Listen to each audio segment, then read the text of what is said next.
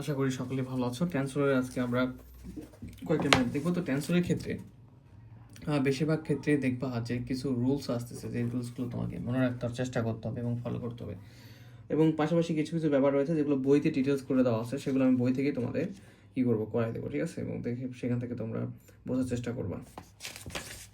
তো প্রথমেই আমাদের এই ক্লাসে আমরা দেখব যে বলতেছে যে সহযোগী tensor A to the power I J কে, উদাহরণ 4 হচ্ছে চ্যাপ্টার 2, এবং এ পি কিউ আর, ঠিক আছে? তো উপরে একটা নিচে কোনটা ভ্যারিয়েন্ট এবং কভ্যারিয়েন্ট এর মধ্যে সম্পর্ক স্থাপন করো। তো এর সম্পর্ক স্থাপন করতে গেলে আমাদের জানতে হবে যে এদের সম্পর্কের দুইটা সূত্র রয়েছে, সেই সূত্রটা জেনে আমাদের কাজ করতে হবে। তো কীরকম দেখো, যেহেতু এ আই জে কে সহযোগী টেনসর, সুতরাং আমরা পাই কি পাবো, এ আই জে কে। দেখো এক্সাম্পল হচ্ছে 4, সুতরাং কী পাবো, A I J K equal হচ্ছে G I P A to the power J K by P, ঠিক আছে? মনে রাখতে হবে এটা। উপরে A to the power I J K, তো এই জায়গায় যে ভ্যালুগুলো আই জে কে জায়গায় পি কিউ আর থাকতে পারে বা এস টি ইউ থাকতে পারে, সমস্যা নেই, কিন্তু এইরকম অনুযায়ী আমাদের সূত্র তৈরি করতে হবে। আয়ের সাথে পি, জে এর সাথে কে, জে কে একসাথে, আর নিচে হচ্ছে এ পিটা থাকবে, ঠিক আছে? এটা সূত্র। এখন এর যে কাজটা করতে হবে, জি আই পি ইন্টু জি, এই যে এখানে একটা জে রয়েছে, সেই জে এবং এর সাথে সাথে একটা আমাদের কে কিউ নিতে হবে। কি নিতে হবে? এরপরে যেটা কিউ নিতে হবে।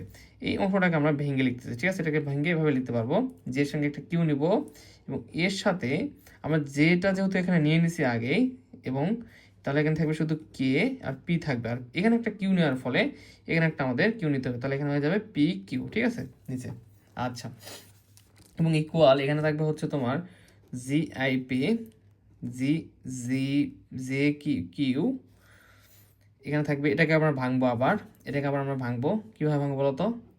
এই সেমভাবে। তো এখানে এখন আমাদের কি আছে, এখানে জে কে ছিল, জে নিয়েছিলাম, শুধু কে আছে, তাহলে শুধু কেটা নিতে হবে। তাহলে জি নিলাম, কে নিতে হবে হতে কে সাথে একটা আলাদা পদ নিতে হবে, সেটা হচ্ছে কি নেবো এখন, পি কিউ আছে, আর নিলাম। এবং কি হবে তাহলে, এটাকে ভেঙে এভাবে করার পর আবার এর সাথে কি করতে হবে বলো তো? এখানে আর কোনো পদ থাকতেছে, কেনার ফলে থাকতেছে না, নিচে পি কিউ আছে, এর সঙ্গে যে আলাদা একটা পদ নিচ্ছি সেটা এখানে অ্যাড করে দিতে হবে। এই সেম টু সেম, এটাকে যেভাবে ভাঙলাম এটাকেও সেমভাবে ভেঙে নিলাম।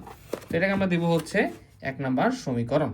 তো এই সেমভাবে আমাদের নিচে একটা দেওয়া আছে, আবার এটার সূত্র অনুযায়ী আমরা আবার ভাঙবো P Q R, A P Q R, ঠিক আছে? এটা একবার লেখা যাবে যে জি নিচে আই পি, এ আই উপরে আই, নিচে হচ্ছে কিউ আর, ঠিক আছে? তো সূত্রের ধরনটা প্রায় সেম, একই ধরনেরই।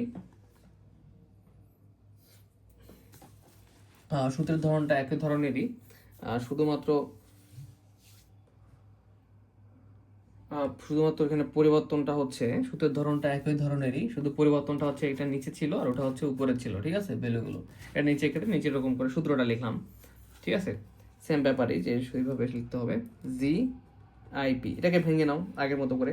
তো এখানে তো প্রথমে লক্ষ্য রাখতে হবে এটার ক্ষেত্রে, যে নিচের ক্ষেত্রে, ঠিক আছে? নিচের ক্ষেত্রে ভেঙে নিতে হবে এটার ক্ষেত্রে।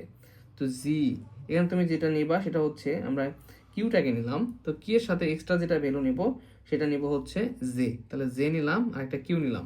তাহলে এখানে কি থাকবে, এ থাকবে, তুমি কিউ নিছো, তাহলে নিচে শুধু কি থাকবে, নিচে শুধু থাকবে আর, আর উপরে আই, আর এক্সট্রা কি নিছো, জে নিছো। দেখো এটা উপরের ভ্যালুর জন্য এ to the power A I যে উপরে ছিল, সো উপরের অনুযায়ী সূত্র আমরা উপরের কাজগুলো করেছিলাম, যে উপর থেকে একটা ভ্যালু নিয়েছিলাম, নতুন একটা অ্যাড করেছিলাম, এখানে ছিল না, নিচে একটা অংশ অ্যাড করেছিলাম, এটা নিচের ক্ষেত্রে। সো আমাদের সেটা ওখানে উপরের যে কাজটা করেছো, এখানে সেই নিচে সেই কাজটা করতে হবে তোমাকে। সেই নিচের কাজটা আমরা করতেছি, যে নিচ থেকে নিচ্ছে একটা ভ্যালু, এর সঙ্গে একটা মান যে অ্যাড করে দিচ্ছি, দেওয়ার পরে এখানে কিউ নিলে শুধু আর থাকে, আর আয়ের সাথে যে নতুন মানটা নিলে উপরে অ্যাড করে দেবো, ওখানে নিচে অ্যাড করেছি, এখানে উপরে। তার সিম্পল জি আইপি জি জে কিউ, এখানে আবার ওইভাবে ভাঙতে হবে। তাহলে কীভাবে ভাঙবো বলো? জি, এখানে দেখো আমরা এখানে কিউ নিছিলাম, এখন কি থাকবে, শুধু আর আছে, তাহলে জি আর, আর কি একটা এক্সট্রা একটা পদ নেবো, সেটা কে নিলাম আর আরটা নিলাম। তাহলে এখানে এর সাথে কি থাকবে, আই জে, নতুন একটা পদ নিচ্ছি কে, আর নিচে কি থাকবে, আর থাকবে না, কারণ আরটা এখানে নিয়ে নিচ্ছি। এটা হচ্ছে 2 নম্বর সমীকরণ। তো এই 1 ও 2 প্রদত্ত সহযোগী টেনসর এর মধ্যে, মানে আমাদের যে দুটোর সম্পর্ক স্থাপন করে ফেলে, এখানে যে ব্যাপারটা দেওয়া আছে, যে এই সহযোগী টেনসরের মধ্যে সম্পর্ক স্থাপন করে, এটাই হচ্ছে আমাদের এই 1 আর 2 হচ্ছে A I J K A P Q এর মধ্যে একটা সম্পর্ক নির্ণয় হয়ে গেল। ঠিক আছে, আই হোপ যে বুঝতে পারছো।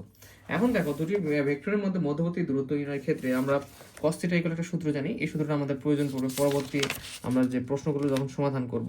ঠিক আছে, যে এই যে cos θ ইকুয়াল সূত্রটা GIJ AIBJ root over GIJ AIAJ GIJ BIBJ, এটা ঠিক আছে, এই সূত্রটা আমাদের প্রয়োজন পড়বে। তো তার আগে আমরা এখন উদাহরণ 5 করব। আর উদাহরণ 5-এ যে ব্যাপারটা রয়েছে এটা মুখে মুখেই তোমাদের এখানে বই থেকে দেখাই দিই। যে 5 বলতেছে JIJ UIVJ GIJ UIVJ উপরে এবং নিচে দেখতে পাচ্ছ, উপরে নিচে।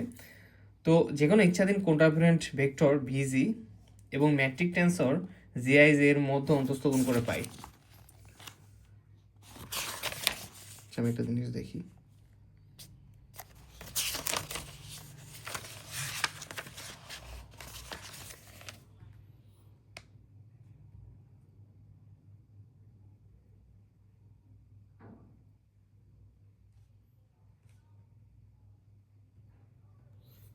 তো তাহলে এখানে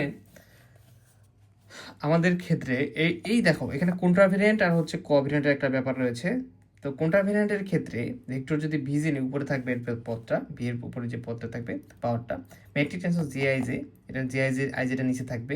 এর অন্তস্থ গুণনের ক্ষেত্রে আমরা সূত্র পাবো যে VI ইকুয়াল হচ্ছে ভিজে এটার সাথে এই GIJ এর গুণ। ঠিক আছে, তাহলে VI ইকুয়াল হচ্ছে আমরা GIJ, এটা আমি এখানে দেখা যাচ্ছে কেন, এটা খাতে করার দরকার নেই, খুব ছোট এখানে বলে দেওয়া আছে পিজি। আর একটা কোয়াভেরিয়েন্টের ক্ষেত্রে নেব। কোয়াভেরিয়েন্টের ক্ষেত্রে ভি এর সঙ্গে নিচে অংশটা এই জে থাকবে নিচে, কনজুগেট ম্যাট্রিক টেন্সরের এই আই যেটা এখানে উপর নিচে ছিল এটা থাকবে উপরে। ঠিক আছে, ওটা কন্ট্রাভেরিয়েন্ট কোয়াভেরিয়েন্ট অন্তস্থ গুণ করলে পাবো V J G to the power I J equal হচ্ছে ভিআই। তো আমরা এই ভিআই এর জন্য আমরা সূত্র পাবো এটার ক্ষেত্রে ভিজে ইন্টু এটা G to the power I J. তাহলে ভিআই ইকুয়াল হচ্ছে আমাদের G to the power I J V G. ঠিক আছে, এটা ইকুয়াল এটাই। তো 2 1 2 এখন ইউ ডট ভি করবো। তো এখন ইউ ডট ভি প্রথমে হচ্ছে আমরা ইউ এর জন্য ইউআই উপরে আর নিচে ভিআই। তো এটা সূত্র। ঠিক আছে, সূত্রটা মনে রাখবা। তো এখান থেকে ভিআই এর যে ভ্যালুটা 1 নাম্বার থেকে সেই বসালাম, তাহলে এখানে আসবে GIG UI VG 3 নাম্বার। আবার ইউ ডট ভির আরেকটা সূত্র হচ্ছে ইউআই আবার নিচে ভিআই উপরে। তো ভিআই উপর এখানে একটু খেয়াল রাখবা তোমরা, দেখো এখানে কিন্তু ভিআইটা নিচে, এখানে ভিআইটা উপরে। কোভেরিয়েন্টের ক্ষেত্রে ভিআইটা উপরে, কন্ট্রাভেরিয়েন্টের ক্ষেত্রে ভিআইটা নিচে। কোভেরিয়েন্টের ক্ষেত্রে ইচ্ছাধীন কোভেরিয়েন্ট ভেক্টরটা ভিজি যেটা উপরে কন্ট্রাভেরিয়েন্টের ক্ষেত্রে, আর কোভেরিয়েন্টের ভিজিটা জিটা নিচে। ঠিক আছে, এগুলো একটু তোমরা ফোকাস রাখবা। তাহলে এখন এখানে ইউ ডট ভি এর ক্ষেত্রে আবার ইউআইটা নিচে নিলাম, ভিআইটা উপরে নিলাম। তো ভিআই 2 নাম্বার, ভিআই উপর থাকার অবস্থায় 2 নাম্বারের যে ভ্যালু সেটা বসাই দিলাম। তাহলে জিআইজি ইউআই ভিআই 3 এবং 4 হতে পাই ইউভি ইকুয়াল, আমরা এটা ইকুয়াল এটা লিখতে পারবো। এটা হচ্ছে আমাদের সেই প্রমাণ। ঠিক আছে, হয়ে গেল। এটা আরো সহজ, যে দেখাও যে এ বি ভেক্টরদের পরস্পর লম্বার প্রয়োজন যথেষ্ট সত্য। ঠিক আছে, তো ঘটনা দেখো, আমরা একটু আগে সূত্রের একটা কথা বললাম, মধুকোণ থিটা হলে আমরা cos থিটা ইকুয়াল লিখতে পারি। এই যে সূত্রটা ছিল এই সূত্রটা আমরা এখানে জাস্ট লিখে দিলাম 1 নাম্বার। এবং এ আর ভি তো পরস্পর লম্ব হওয়ার কথা বলছে। তো লম্ব হতে গেলে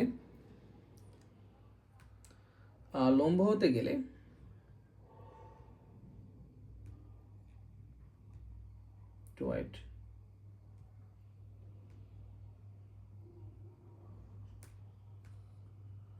লম্ব হতে গেলে কি হতে হবে বলতো, যে থিটার মানটা 90 ডিগ্রি হতে হয়। π/2 মানে হচ্ছে 90 ডিগ্রি। তাহলে এখানে cos π/2 90 ডিগ্রি, তাহলে এখানে আছে GIJ AI BG, এটা দেখলাম রুট ওভারে সামথিং, যে ভ্যালুটা ইকুয়াল হচ্ছে 0। আচ্ছা, কেন 0 হলো ইকুয়াল? এই cos 90 ডিগ্রি ভ্যালুটা হচ্ছে 0, তার মানে এটা ইকুয়াল হচ্ছে 0 ধরছি আমরা। তো তখন এটা ইকুয়াল ক্রস গুণ করে দাও, এটা 0 হয়ে যাবে, GIJ AI BG ইকুয়াল 0 থাকবে, cos 90 মানে 0।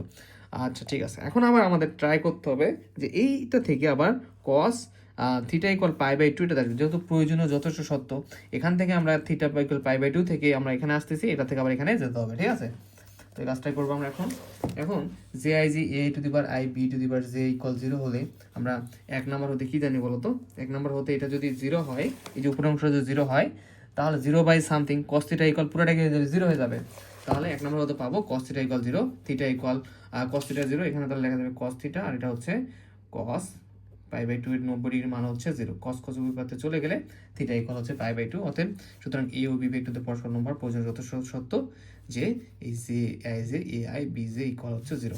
শেষ। আমরা পরবর্তী ক্লাসে আরো কিছু এক্সাম্পল সলভ করি, ছোট ছোট সহজ অনেক, কিন্তু হচ্ছে কি যে প্রতিটা সূত্র মনে রাখা একটু ক্রিটিক্যাল। ওকে, ধন্যবাদ।